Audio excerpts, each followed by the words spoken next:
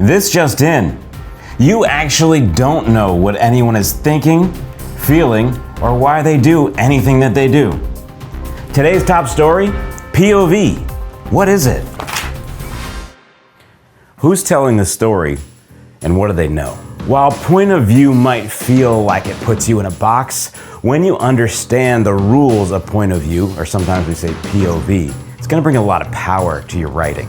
If you don't understand POV, there's a good chance that your descriptions are unfocused and confusing. If your readers are understanding the information of your story, but they don't seem to be connecting on a deep emotional level, misunderstanding POV could very well be the reason. In writing, when we talk about POV, we're asking two really important questions. Who's telling the story, and what do they know? So let's start with who's telling the story. Is one of the characters of the story telling the story? Well, then that's a first-person story, and you're going to use words like I, me, and we. We went to the store, we ran after the ball, things like that. If the narrator exists outside of the story, then you're telling a third-person story, and you're going to use words like he, she, her, they, and them. They went to the mall, they went to the movies, they chased the ball, things like that. So that's the first question, who's telling the story? The second question is, what does the narrator know? We're primarily concerned about omniscience. So God is omniscient. He knows your thoughts, he knows your motives, he knows your intentions, he knows everything about you. No one else does. Now, I can observe you. I can make guesses about what you're feeling and why you're doing the things that you're doing, but I can't really know what's going on inside of your head or inside of your heart unless you tell me. So what does your narrator know? Does your narrator know what's happening inside of anyone? Well, then it's an omniscient narrator. Or like a real human being, is the narrator limited to only what he or she can observe with our five senses? In that case, your narrator is called a limited narrator.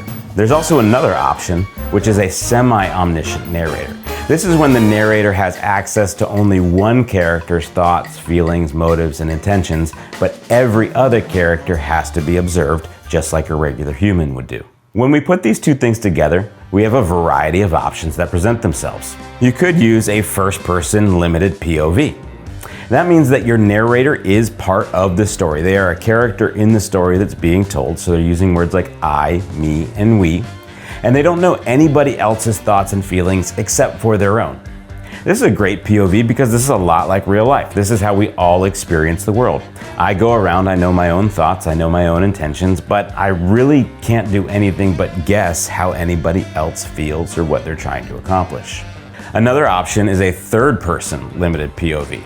That means that the narrator isn't directly involved in the story. They're not a character, and they also have limited omniscience, so they're not aware what anybody is thinking or feeling. The narrator can only observe what is plainly visible, what can be heard, what can be tasted, smelled, and touched, things like that. So the narrator in this situation is going to present that data, here is what we see, here's what we hear, and then trust that the reader is able to assemble that information and draw his or her own conclusions about the emotional state of the characters being described. Another option that we have is a third-person omniscient POV. This means that the narrator isn't directly part of the story, but the narrator does know what's going on inside of every single character. They know what every character is thinking, feeling, what their motivations and intentions are. Amateur writers usually use too much omniscience, and it's really just because we've never sat down and asked this kind of question before. So oftentimes for amateur writers, their story is filled with the narrator telling what the characters are feeling and explaining why the characters are doing what they're doing. So consider this example that we might see from an amateur writer. Stephanie was happy when the teacher picked her to go first, but she suppressed a smile as she stood and walked to the front because she didn't want anyone to know that she wanted to go first. This example is written in the third person about someone else, and it requires omniscience. The narrator knows what's happening inside of Stephanie's heart and head. The narrator tells us how Stephanie is feeling and tells us why Stephanie did what she did. So it's a third person omniscient narrator. The passage, frankly, isn't very strong. If we remove that omniscience, it will force us to write a much tighter and more interesting story. Consider now this improved example. Stephanie's eyes widened and she bit her lip when the teacher called her name.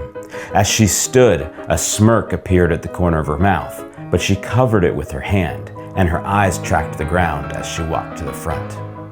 So here we haven't shared exactly what Stephanie is feeling. The only things that we've shared are what could be observed by anybody in the room. Anybody could have seen and heard these same things. Your readers are smart. We can present that kind of data and they'll put together the same information as before. When you hear that second description that I just read, you're going to draw the same conclusions about Stephanie and how she's happy to be picked, but she doesn't want anybody to know that she's happy. You're going to draw those same conclusions and we never had to say them. But the added bonus here is that now you, as the reader, have been given an opportunity to participate in the storytelling. You got to collect these details and think about them as you're reading and then draw a conclusion. And that's way more interesting and way more fun and frankly, more powerful. It allows us to connect more deeply with the reader. If I'm writing something and I find myself writing a line like, "Jared was excited," at that point, I should stop and revise. And I should ask myself some questions. If I picture Jared in my head right now and I see that he's excited, how do I, as the writer, know that he's excited? You know, it could be that I'm seeing him bounce around in a seat. It could be the expression on his face. It could be some other part of his body language or something in the environment that's giving me this clue that he's excited. But if I ask that question, how do I, as the writer, know that Jared is excited? That puts me in a position to now be able to describe that to my reader to allow them to reach the same conclusion that I've already drawn. A lot of this comes down to trust. We have to trust that if we, as the writer, share this data from the scene with our reader, that they're smart and they'll reach the same conclusion that we reached. And not only will they reach that conclusion, but they'll have a lot more fun doing it than they would if I just explained it to them. So really, that's the job of a great writer.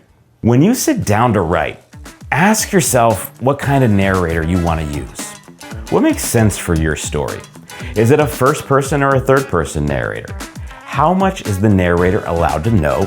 And what must the narrator observe, just like a regular human being must do? A narrator who is not omniscient will almost always force you to write in a stronger fashion. A narrator who is not omniscient is also more realistic, since none of us are omniscient either. When you use a limited narrator, scan for places where you're drawing a conclusion on behalf of the reader, rather than showing them the data and allowing your readers to reach their own conclusion.